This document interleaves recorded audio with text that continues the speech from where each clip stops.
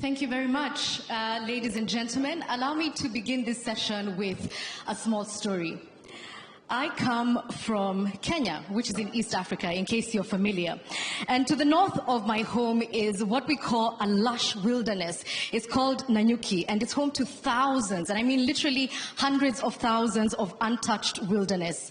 And for decades, settler farmers and native herders have lived side by side, enjoying the bounty of the land. But recently, a cycle of floods and droughts have upended this once idyllic countryside. And so what's happened is that these Samburu pastoralists, whose ancestors tracked rains across generations, have now found themselves with useless information which they can't use against a climate that no longer follows the rules. These settlers who are farmers have been pushed to the edge because of expanding deserts. And what's happened is that both these groups competing for resources have now taken arms against each other. They are killing each other. They are fighting each other. It's a war of survival, and it's fueled by a crisis that neither of these sides created. I'm telling you this story because it's not just a Kenyan story, it's what's happening across the world. Like those herders and settlers, we are all fighting for the same shrinking resources. The same climate chaos that's pitting farmer against pastoralist is fueling global tensions over energy, water, borders, and the right to a future. So, this evening's panel is asking a very simple question. How do we get climate cooperation in a multipolar world? Well, I dare ask it in a different way. How can we rewrite the story of climate?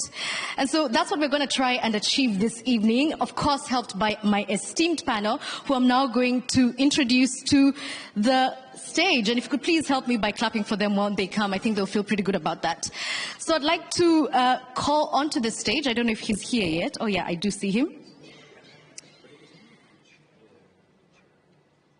The Prime Minister for Fiji, who's also the Foreign Affairs Minister, Sitiveni Ligamamada Rabuka. Round of applause for him.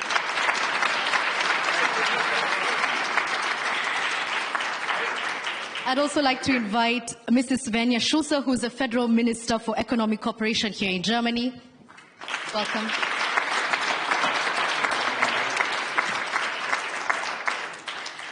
Wopke Hoekstra, whose name I had to learn how to pronounce last year, and I've since managed beautifully today, who's the Commissioner for Climate, European Commission. Welcome to the stage.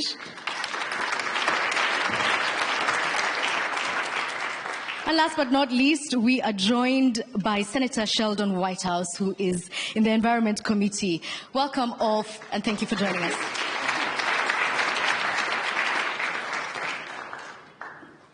So, Prime Minister, I'd like to begin with you because we have been talking all morning about a multipolar world.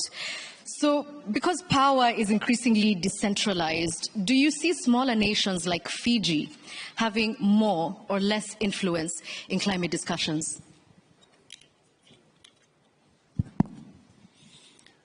We have, I think we have more because we shout the loudest because we are threatened the most.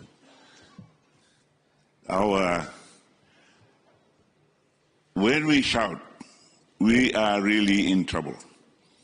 It's, for us, you all heard the term existential threat.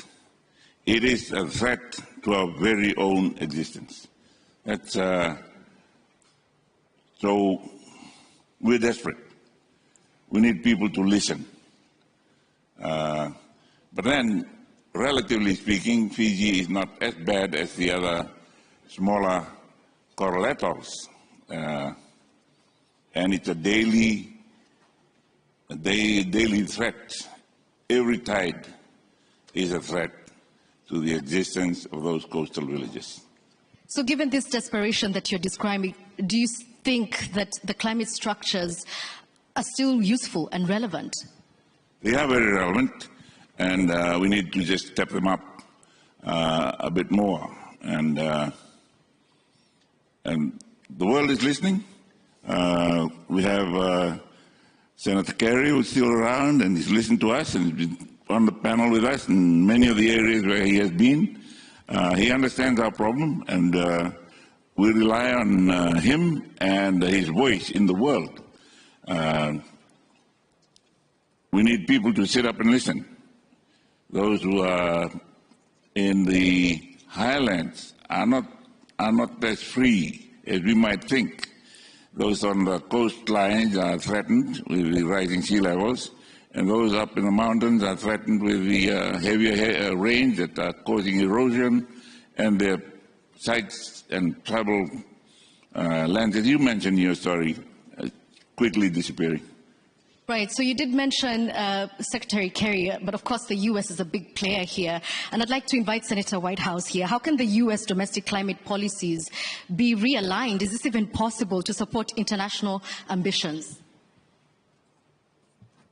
I think if you look at the work that Potsdam Institute has done, it shows that there are only about a dozen remaining pathways to climate safety for the world. And every one of those, out of 1,200, by the way, so we've lost 99% of our safe pathways. We're down to the last 1%. All of them share two things in common. One is direct air capture of excess carbon, because we're going to overshoot. So you have to claw back. So that's an important thing to be working on. In the U.S., that's bipartisan. So we can make real progress there, and I look forward to continuing to make real progress there. We just had a hearing on that in my committee under the Republican chairman. So far, so good. The second thing that they all require is a price on carbon. We have a very simple choice now. No price on carbon pollution, no climate safety. And so if you look around for where a price on carbon could emerge, the key place, thank you, Wopke, is the EU and the CBAM. The most important climate safety step we can take right now is for the EU to not give an inch on the CBAM, for the UK to stick to its commitment to join the CBAM and to see some other countries join. If we do that, that will make a very significant difference. In the Senate, we have a bipartisan bill to create our own carbon tariff externally. The Republicans like to call it the, punish Chinese pollution fee, as opposed to, it's not about climate, it's about competition, but it gets us there. So there's bipartisan work happening on that. If we can get a proper carbon tariff in the U.S., if the CBAM sticks and the UK sticks joining it, then we have the outline of a global price on carbon that drives innovation, that creates effectively a reward for solving the climate problem that we don't have right now. And I think both of those things are possible. The direct air capture piece, because it's very bipartisan still, and the CBAM piece, because it's not our call. People can't tear that down in the United States. The EU is doing it. The UK are doing it. It's really important that they stick to their guns on this. And if Trump pressure is brought to bear against that, there's a very simple response, which is that the discrepancy in tariffs actually helps the U.S. economy. Right. So because you've introduced CBAM, the Carbon Border Adjustment Mechanism, Commissioner Hoekstra, I do have to ask, because there are people who see this as climate imperialism by developing nations. How do you respond to this? First of all, I have a friend here, you see that. He's going to immediately answer the question for me. If you look at the two risks, one is what happens to the global south if climate change continues unabated. That is the far greater risk. That's the far greater risk by 100 times or more the economic potential dislocations from a CBAM. Also, you've got countries like Morocco that are seeing investment to build solar because of the carbon pricing mechanism. You see Mozambique speaking for the CBAM because they see investment coming in. You could have the entire Sahel providing enormous solar power, clean power to Europe, but you got to build the wires under the Mediterranean to get it there, and you don't build those wires without the investment, and you don't get the investment without the economic reward of getting out of the tariff. So I very strongly believe that net, a CBAM will be extremely good for most of the global south, and then we can focus on individual areas where it's not working and solve them. But to kill climate safety would be the worst of all possible outcomes. Commissioner. Well, there's very little I can add, but let me, ladies and gentlemen, let me say a couple of things, and let me indeed salute the tremendous work under difficult circumstances by Senator Whitehouse and also John Kerry, who has been a true champion and a companion, particularly in Dubai, which I think was a major victory for diplomacy. Now, to the issue at hand. What is one of the most effective things the European Union has done to tackle this problem? It was indeed, as the Senator has just said, putting a price on carbon, introducing a mechanism where you're easier off the hook if you actually drive down your emissions. And this is being seen throughout the world. If you look at a range of countries in Latin America, if you look at states within the United States, if you look at China, many places are embarking either on a way to price carbon or different models of carbon markets. And that is the way forward. That is the way we should continue, because actually it does help and it is a fair system. Now, let me just give you one other data point to put this into perspective, because I know some people are trying to fuel the criticism of ETS in general and CBAM in particular. Who will be most affected by CBAM? It is those who are putting stuff into the European Union that still has carbon to it. Make no mistake, CBAM is a tool to make sure there is no carbon leakage from the EU to outside. Our friends in Latin America, our friends in Africa, our friends in the global south in general are going to be the ones least affected, and let me stress that, least affected by CBAM, whereas at the other side of the equation is the European Union putting into place more than 30 billion in terms of climate aid for the global south. That is the numbers, and that is the reason why that equation is actually helping not only the Europeans, not only the global south, but the world at large. So let's zoom in a little bit on Germany, because we've been speaking from the context of the European Union. Now, this country has undoubtedly been a leader in renewable energy, but there's a reliance on coal and gas that has drawn criticism. So how do you ensure that your domestic policies here align with your international commitments? We assure that simply to a law, because we committed ourselves that we want to reach CO2 neutrality in 2040, like the EU is doing that. So with that law in the back, we could see step by step how to reduce our CO2 emissions. And I think that is important, that it's not only just a thing we're talking about, it's really laid down in a law. And there is something special around it that was mentioned before. It is also a business case, because renewable energies are much cheaper than other energies now. So it becomes profitable, and it becomes too profitable to ignore. So that is another factor. And the third factor I'd like to mention is it is also a security threat. We have just seen what that means when you have a flood and what that costs.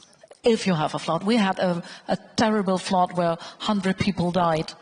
That was billions that need to be paid for that. So it is much cheaper to pay for climate change, for adaptation, for mitigation. It's much cheaper to do that than to pay for the cost if we don't do so. And that is not only something that is realized by the political sphere, it's also realized by the companies. So that helps to drive that forward. It is not easy. It's not a direct way. We have a lot of discussions with the ones who don't believe that is the right way. But I think step by step we are going forward, and we are reducing CO2. Not fast enough, but we are on the right way. All right. Commissioner, did you have something to add to that? I wanted to build on it, and I very much agree with it. And if we get this right, we make sure that decarbonization is a climate strategy, it is also a competitiveness strategy, and it is a strategy for more independence of Europe. And that is what I wanted to add, because if we do this well, and then of course you need to go just beyond renewables. It will be renewables, plus investments in the grid, plus investments in storage capacity. If you get that, you will make sure that your costs go down even further, that your pollution and your emissions are going down even further, and extremely important, that your dependence on the Russians and other dubious regimes actually go down rather than up. And it is precisely the way we should want to have it. Let me just... When I just add one more sentence, I think it is important to do that also in partnership, because we just hear from Fiji how important the situation is there, what that means, how the security threats are. And therefore we need partnerships, and we do such partnerships in just energy transition partnerships, where we are working together to bring energy safety forward, reduction of CO2, and social security, because you need your society to go with you. We see that in all the states who has problems with that, where the society vote for climate change is not real. So we need to take the society with us, and we need to have partnerships in the world to bring that forward. And that means also partnerships with the countries from the global south. I think that's important. Yeah, so let me then ask the Prime Minister, because the words that are being used here sound very nice and pleasant, but you're speaking of desperation. So what is the disconnect? What do you mean disconnect?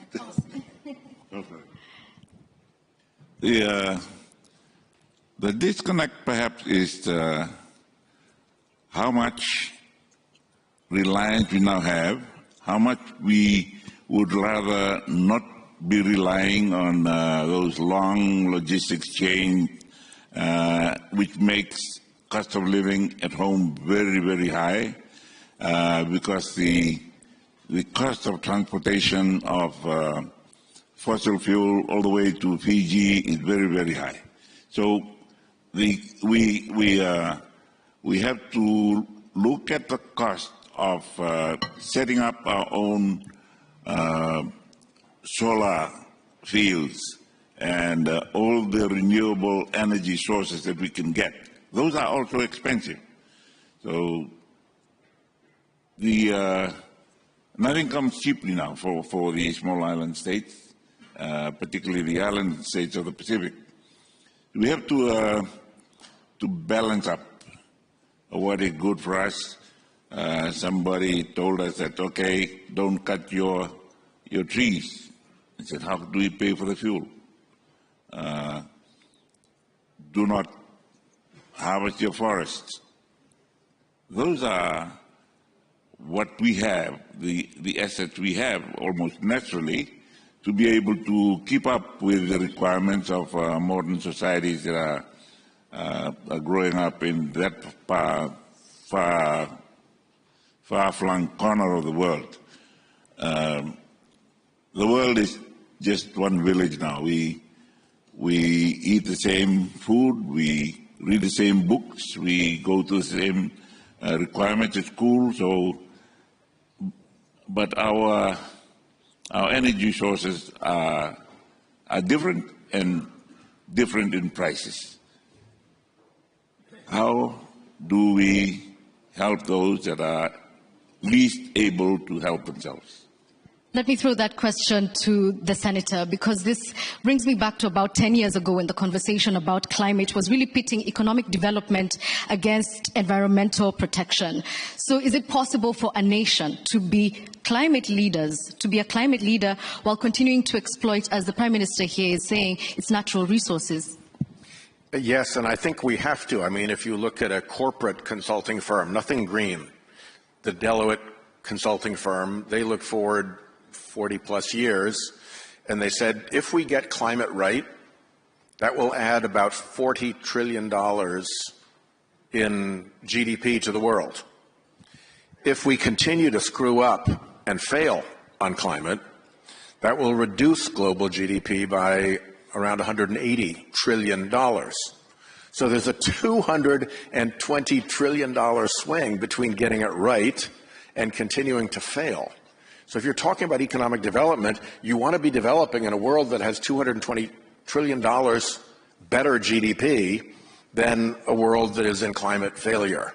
So if you look at the big picture, it is obvious that climate success is the way to go. To the minister's point, Lindsey Graham and I wrote an op-ed piece some time ago saying that if we move to clean energy tomorrow, we'd have a safer world.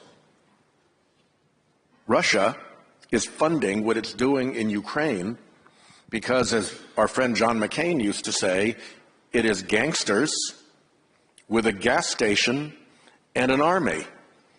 And if the gas station can't pay for the army, they're just a little country like Switzerland with a tiny economy. So there are real advantages in every economic measure of focusing hard on climate change. And again, back to our EU friends, the CBAM becomes so essential to all of this. Right, and obviously money, financing, this was a big takeaway from COP29, which then leads me, Minister, to ask how Germany and the EU indeed can support emerging economies so that they become climate leaders on their own right. I think we need more partnerships in the world. We need to have an exchange about our knowledge, but we also need to help with money. And there is one player that is not on the field anymore, that is the US. That means we have less money for development cooperation now. And that means we, the rest of the world, need to bring our power together to help also the emerging economies, help the ones who are not able to help themselves, because they are mostly hit it harder. When you see Fiji as a country that delivered really, really little for the CO2 emission of the world, but it is hit hardest by climate change. So it is the responsibility of us, of the others, to help Fiji, to help other vulnerable countries to deal with the challenges they have. And we do that in the European Union, we do that internationally to just energy transition partnerships, where we help to provide energy security, affordable energy access, renewable energies, and social justice. Because if you phase out coal, for example, that means that a lot of jobs that are well paid, that these jobs are away. And you can't tell the people, okay, so sorry, you need to suffer because of climate change. You lose your job. You need to help that there are new jobs on the way. And that is what we are doing with just energy transition partnerships, or with bilateral partnerships we have from the German side, where we have regional partnerships to support mitigation and adaptation and help to country-specific ways to reduce CO2, or to have another way for having energy, renewable energy in the country, and do that in a way that is socially just. Do you think we need to enhance the current existing policies on mitigation and adaptation? I think we need to deliver, and that is what is missed. We know what we need to do, but we're talking a lot about that, but we do not deliver, and that is the problem. We need to do more in reality, not only in the paperwork, and that is what we are missing, and that is why we need more action in that. That is why Germany have now the Hamburg Sustainability Conference, a conference where we try to bring forward just action from people, because we see that in a lot of fields. We have no sustainable fuels in shipping on the world, because no one will build ships for sustainable shipping if there is no fuel. No one will produce fuel if there is no ships who will drive with that. No neighbor will deliver these fuels if there is no agreement. So bring all that, partners on the table, and bring steps forward, concrete commitments of producing renewable fuels for shipping, producing the ships, and having the harbors who are able to deliver that. That is what is needed now. But it does occur to me that there's something else that we don't talk about, particularly in rooms like this, which is indigenous knowledge, Prime Minister. So how does a country like yours, or Pacific Island nations, leverage knowledge that exists in communities like yours and mine to adapt to what's happening in our world? Thank you. Can I just go back 2 weeks ago, I was opening a big solar farm on one of the islands, and we are projecting that that island will be free from using fossil fuel in a very few years' time.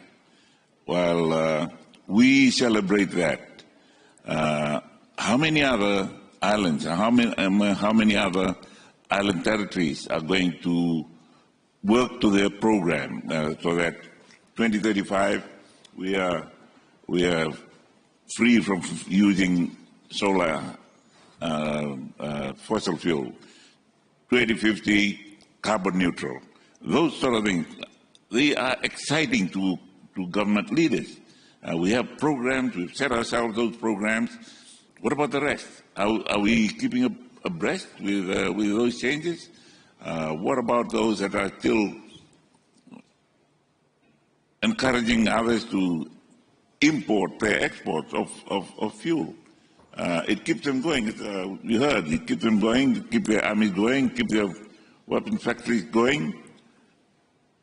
Where is balance? Where is equity in all this? We can only ask. We can only ask, and we can do our bit, even if we have to be audited on how we are being true to our various programs of being friendly to the environment, and then get rewarded rather than having a promise. There's so many hundreds of billions of dollars sitting there, and you have to ask for it, and the way to ask for them is very, very long and winding and complicated. You come and check, you've done it, bring it. Can they do that? Yeah. So, Commissioner, in light of that, do you think it's time to consider having non-state actors, perhaps such as corporations and indigenous groups, to have voting power in climate negotiations? I think one of the great things that we see in the discussions on climate is that actually many actors from all sorts of walks of life are more active than in most fields of diplomacy that I have come across. And for the right reasons, because it affects all of them. And particularly if you look at businesses, it is extremely important to make sure that they do what is expected of them. And you have a couple of them who do an amazing job. But in the end, if you look at the emissions that come out of countries, it's typically not the countries themselves. It is companies within these countries that are responsible for emissions, because we as consumers consume the stuff we consume. So I would be very much in favor to basically involve each and every one of these groups to make themselves heard, but also to take responsibility, particularly in the case of companies. Would you allow me to maybe connect the dots between what the Prime Minister just said and the Minister? Because I think that is at the heart of the conversation we should be having. I'm fully with the Minister that not only Germany, but the European Union at large is doing more than its fair share in terms of sharing the burden and helping our friends in the global south. There is one item, though, and the Prime Minister was touching upon this, that where I think we can do more and where we can also apply more concrete solutions. And that is indeed the domain of solar. We all know that if you look at the cost curves of solar have gone down rapidly. And every single time you look again, they are outperforming our wildest expectations. And that is extremely good news. Now, what is here the problem, but also the opportunity? As a Commissioner, I always try to talk as much as possible for the 27, but let me give you one example from my home country, the Netherlands. Those who know the place know that most of the time there it rains. And yet, the Netherlands alone has more solar panels than the whole of Africa combined. And Africa gets 40% of the world's sun. I can confirm that. We do get a lot of sunshine. And that is and you could say that is a missed opportunity in the here and the now, but it is a great opportunity to invest, build independence, build climate action, and build a viable business case for Africa at large. And that is something I think we should absolutely fast forward. All right, so because this is a conversation for all of us, I'd like to invite Secretary Kerry to give us his first impressions, followed by our Munich young leader.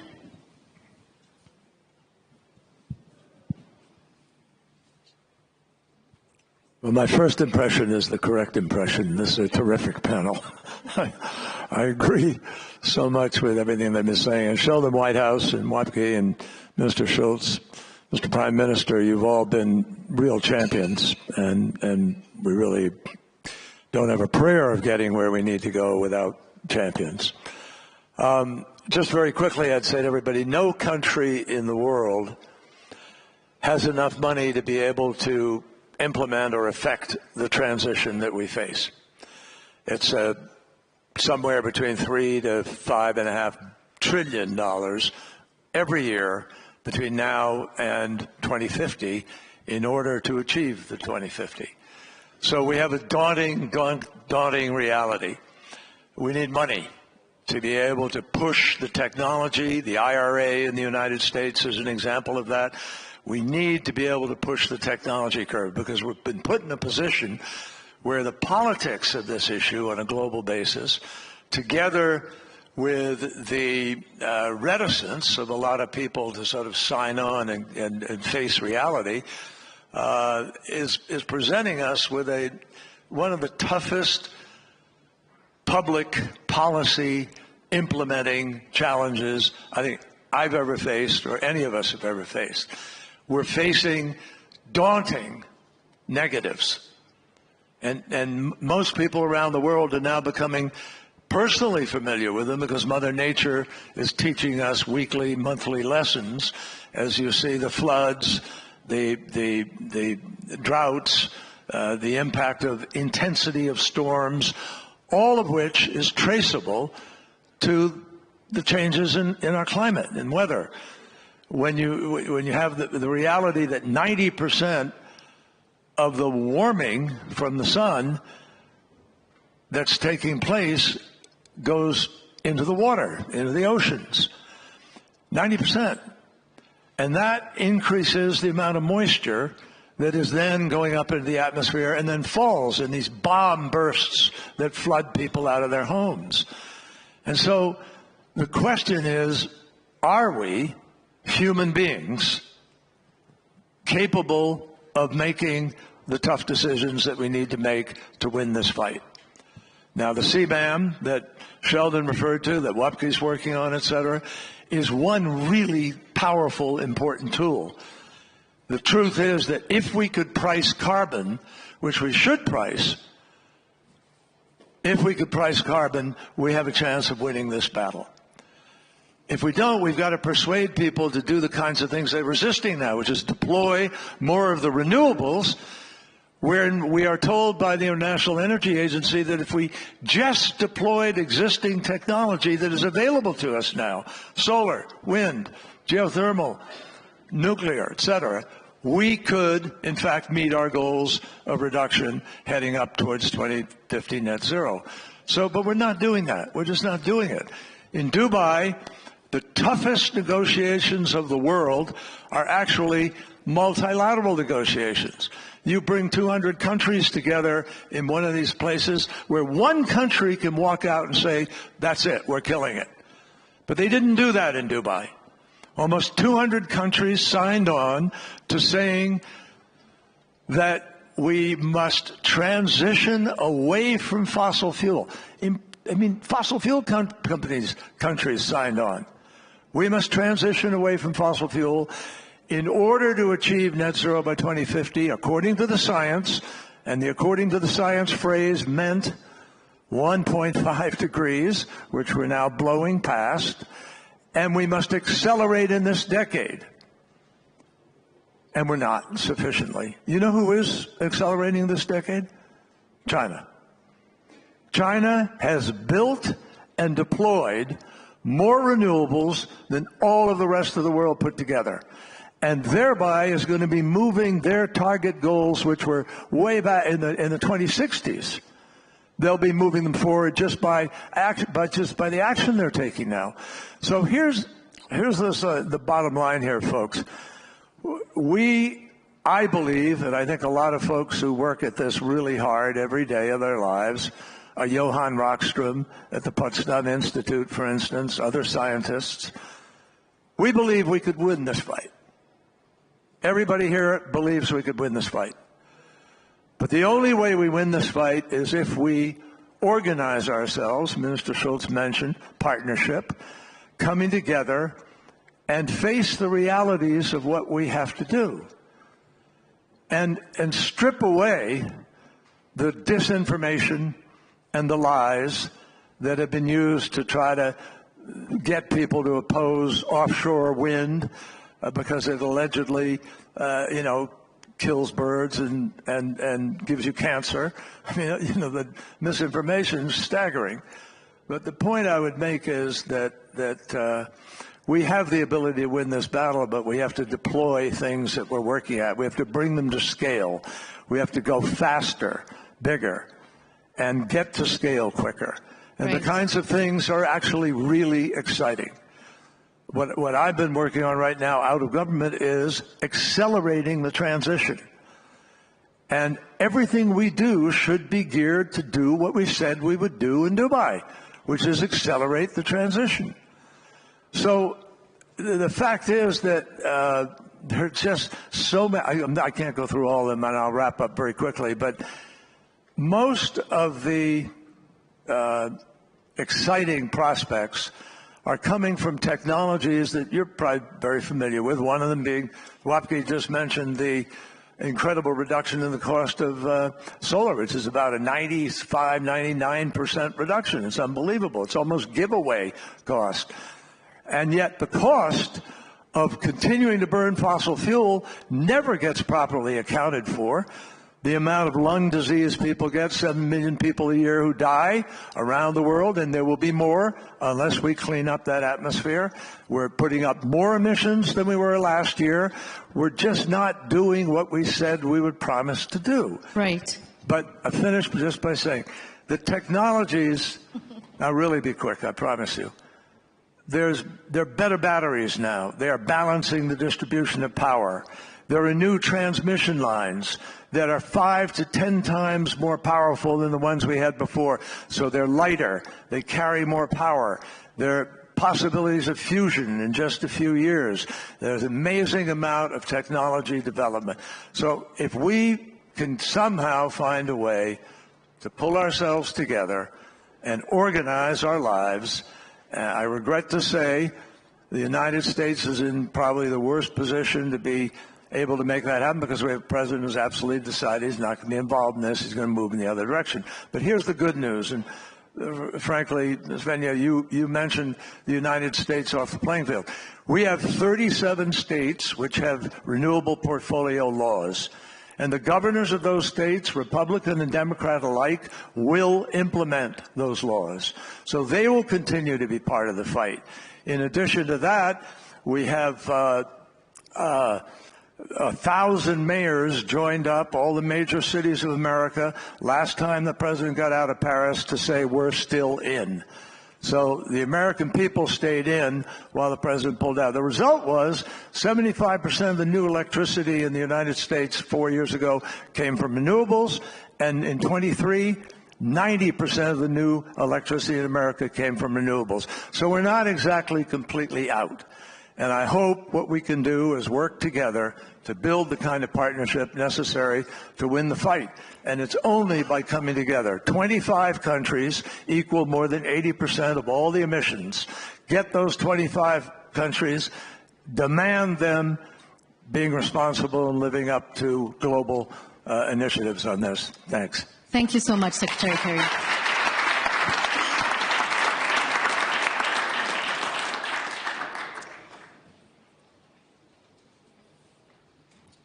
Hello, my name is Svenja Schulze. I'm at the Munich Young Leader Program. I'm from Hungary. I'm actually heading a climate and sustainability think tank in Budapest in Hungary, so I'm very happy that I finally hear about climate change in this security conference, because we all know that climate change is a threat multiplier, so we cannot disregard that at a security conference, I think. And 2024 was the hottest year on record. Global greenhouse gas emissions, unfortunately, are still rising. And as Mr. Kerry mentioned, the US is withdrawing from the Paris Agreement. So to me, it is clear that we are not doing enough, and we have to go faster and bigger, as he mentioned. The EU seems to focus rather on military spending, as we heard from Ms. von der Leyen, and competitiveness is also on the focus of the new Commission. So with mind all of this, I was thinking about that we are struggling how to convince people to do more on climate change. We are continuously looking for the good arguments, etc. So my question is that why are not we emphasizing more the security challenges regarding climate change? Because my feeling is that security always resonates more in society and can easily convince people why we need to act on climate change. So this is my question to the panel. Thank you. Anyone specific you'd want to take that question? Anyone? Anyone. All right. Mr. Schulze.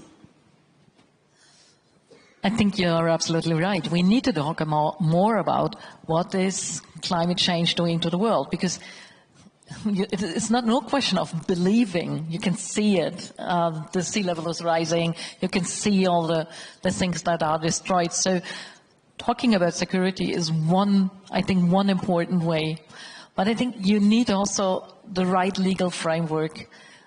We will not see investment, private investment in renewable energy, for example, in the most vulnerable countries, because they have no legal framework. No one will invest in a renewable energy, in a turbine, for example, for wind, if no one takes care for supplying that energy that is built there. And therefore you need a grid. And for building a grid, most of the most affected countries have no money. And they are not able to build a grid by themselves. So we need partnerships. We need to bring the money together. We need to bring the World Bank and other banks more in the situation that they are able to build a grid for energy, that they help the countries to have the right laws so that private sector is able to invest in renewable energy and knows that they get money for it back then. So bringing that together, it's easier to say than to do, because the vulnerable countries are not able to invest themselves in that. They are setting with, they have the threat of adaptation to what is affecting them. So bringing that better together, I think that is something really important. So don't underestimate how important the political scene and the framework is. Commissioner, I know you did have something to say, but I would love to give the audience a chance to ask some questions because we only have 3 minutes. So if you have a question, now is your time. We've got one there.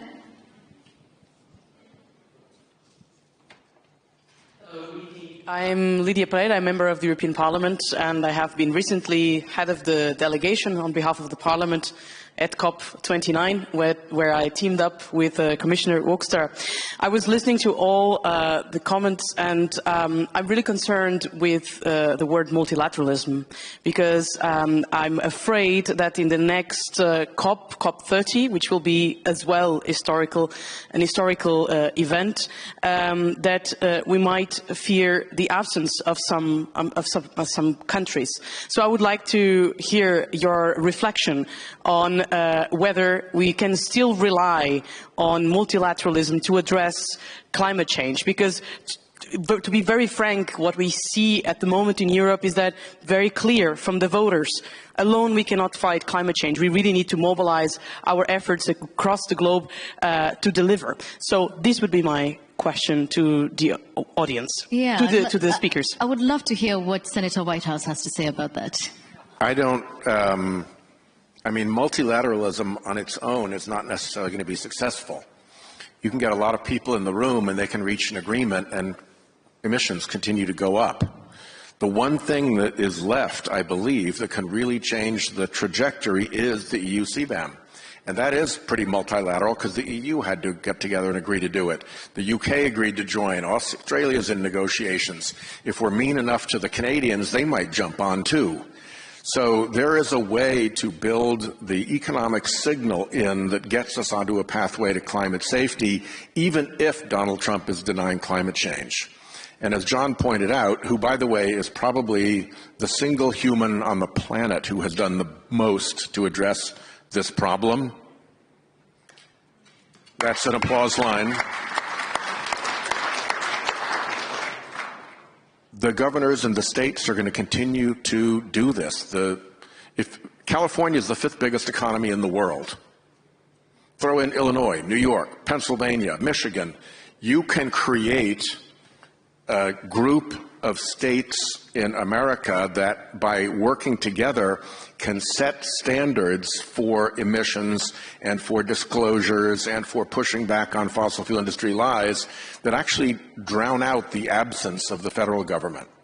So I'm less worried about multilateralism than I am about the absence of a proper economic signal. The free-to-pollute business model that the fossil fuel industry has defended with immense amounts of corruption is at the heart of the problem, and the sooner we get rid of the free-to-pollute business model, the quicker we get onto a pathway to climate safety. And so with 15 seconds left, thank you, Senator Whitehouse. I remind you what our question was. From ashes to action, can there be climate cooperation in a multipolar world? Said another way, can we rewrite this story? I think the answers we've had here say we definitely can. So Prime Minister Rabuka, Federal Minister Schulze, Commissioner Hoekstra, and Senator Whitehouse, thank you so much for your company, and thank you all for your attention.